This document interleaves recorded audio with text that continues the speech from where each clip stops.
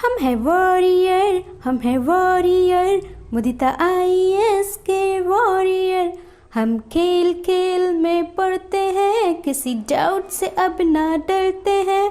हम सबसे आगे निकलते हैं, हम हैं वॉरियर। एक दूजे को पढ़ाने से बढ़ता है ज्ञान हमारा, पढ़ते पढ़ाते आगे बढ़ते, यही है सिद्धांत हमारा। हम हैं वॉरियर, हम हैं वॉरियर, मुदिता IAS के वॉरियर।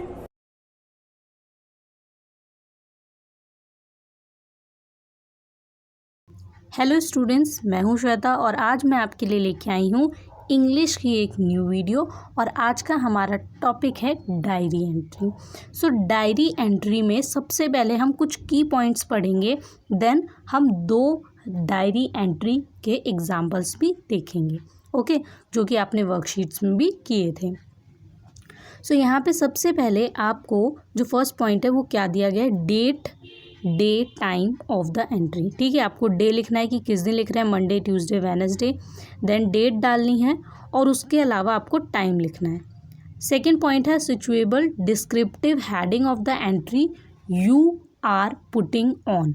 ठीक है, जब भी आप डायरी एंट्री लिखेंगे एग्ज़ाम में तो उसका क्या मतलब उसकी हेडिंग डालेंगे।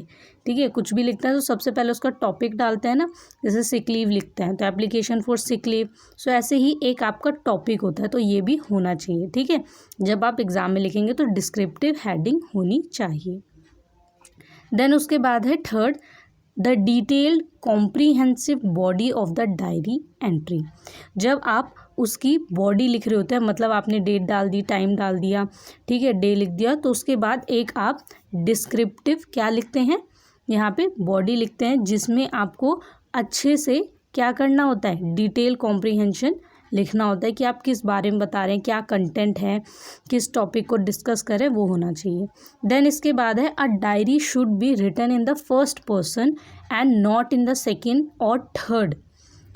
अब देखिए सेकेंड और थर्ड का मतलब क्या है, यहाँ पे हमेशा फर्स्ट पर्सन होता है। फर्स्ट पर्सन मतलब जब आप अपनी बात कर रहे होते हैं, ठीक है। सेकेंड पर्सन कौन होता है, जब आप किसी और की बात कर रहे होते हैं। और थर्ड पर्सन जब 2 लोग मिलके किसी तीसरे की बात कर रहे होते हैं। तो यहाँ पे आपको याद रखना है कि जब भी आप डायरी एंट्री करते हैं तो आप अपने बारे में बता रहे होते हैं कि आपको कैसा लग रहा है, आप क्या सोचते हैं, डायरी अपनी लिखते हैं।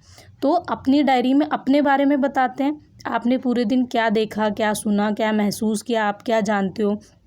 सो यहाँ पे आपको फर्स्ट पर्सन के, ठीक है, तौर पे डायरी एंट्री लिखनी होती है। देन इसके बाद है a diary does not need to be formal, it can be written in an informal style. Diary कभी भी फॉर्मल स्टाइल में नहीं लिखी जाती, इनफॉर्मल स्टाइल में लिखी जाती। क्यों?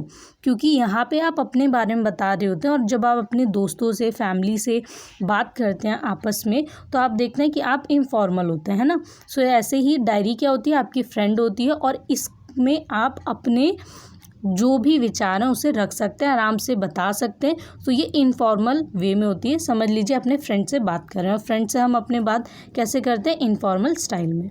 देन लास्ट पॉइंट है signature of the writer to give it much need authenticity.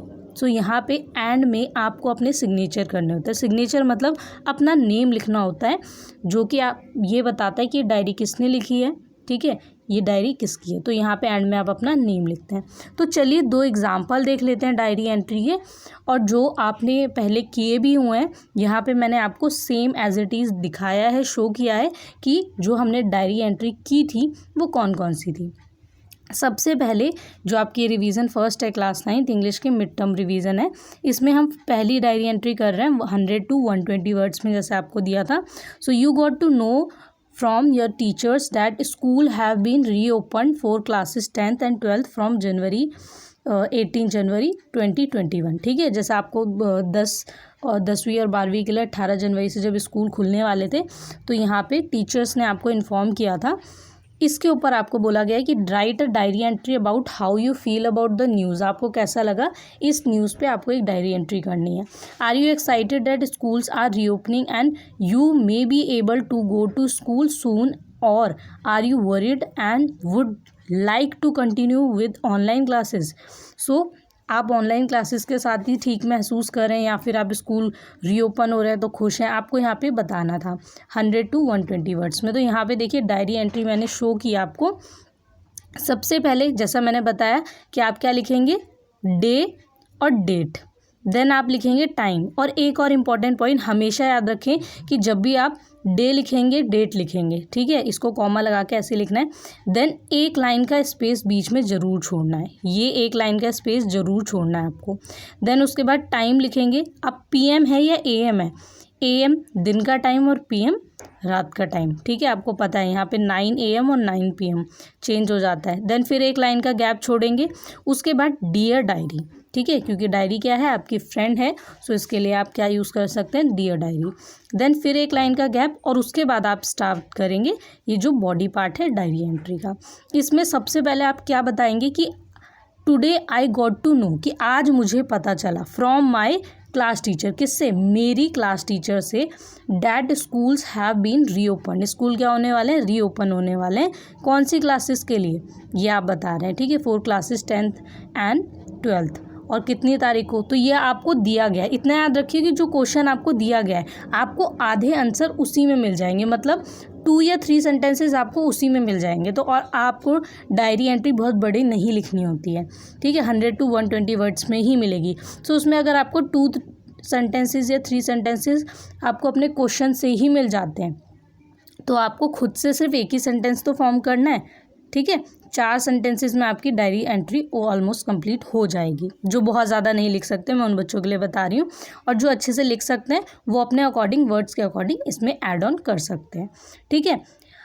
उसके अलावा अगर आप देखें तो आप ये पार्ट अगर लिखते हैं तो आपने ऑलरेडी थोड़ा सा जो इसमें है काम कर लिया है। और आपको याद रखना है कि फर्स्ट सेंटेंस और सेकंड सेंटेंस तो आपको ऑलरेडी आपको कहाँ से मिल जाएगा। जैसे मैं अगर आपको शो करूँ तो आप देख सकते हैं कि ये जो पोर्शन है ये आपकी फर्स्ट लाइन में मैंने एज इट इज़ लिखा है। उसके बाद ये जो सेंटेंसेज है इनका यूज़ करके आप आगे भी इसको लिख सकते हैं, ठीक है। जैसे आई एम वेरी एक्साइटेड, आप खुश हैं, दुखी, आई एम वरीड या आई एम एक्साइटेड, तो आप लिख सकते हैं कि आई एम वेरी एक्साइटेड, मैं बहुत खुश हूँ, that schools are reopening and I may be able to go to school soon, कि मैं जल्दी स्कूल जा सकता हूँ अब। After all I will be able to study from my teachers, की मैं अपने टीचर से पढ़ सकता हूँ या पढ़ सकती हूँ, अलॉन्ग विद माई क्लासमेट, अपने क्लासमेट्स के साथ, दोस्तों के साथ, बट आई एम वरीड। पर यहाँ पे देखो, यहाँ एक्साइटेड थे कि स्कूल खुलेगा, बट अब क्या लिख रहे हैं, आई एम वरीड, कि मैं वरीड भी हूँ, टेंशन भी है आपको, किस बात की, also because this news is not for class 9, ये क्लास 9th के लिए न्यूज़ नहीं है, क्योंकि 9th के स्कूल नहीं खुलने वाले थे तब, 10th के खुलने वाले थे। Let's see what will be happen next in future, future में क्या होगा, क्योंकि अगर 10th के खुल रहे हैं तो 9th के भी खुलने के चांसेस है, पर अभी खुले नहीं हैं, तो इसके लिए मैं वरीड भी हूँ। I hope as soon as classes will started for class 9th also, 9th के लिए भी जल्दी ही खुलेंगी। तो ये आप यहाँ पे उम्मीद कर रहे हैं और ये बता रहे हैं, ठीक है। अब यहाँ पे आपने अपनी डायरी को सब कुछ बताया, लिखा, गुड नाइट कहा, और उसके बाद अपना नेम लिख देंगे, जिसे आप साइन भी बोलेंगे, सिग्नेचर। सो यहाँ पे आपकी डायरी एंट्री ख़त्म होती है। आपको क्या याद रखना है कि दिए गए जो सेंटेंसेस हैं उनका ही यूज़ करते हुए इसे कंप्लीट करना है। अब देखिए नेक्स्ट डायरी एंट्री जो है, एग्जांपल मैं आपको शो कर रही हूँ, ये भी आपकी वर्कशीट में आया था। Government has announce to being COVID-19 vaccination in January and has prepared a list of people who will be vaccinated first। तो यहाँ गवर्नमेंट ने अनाउंस किया था कि COVID-19 की वैक्सीन लगेगी जनवरी में, है ना। किन किन लोगों को पहले लगेगी ये भी उन्होंने लिस्ट बनाई थी।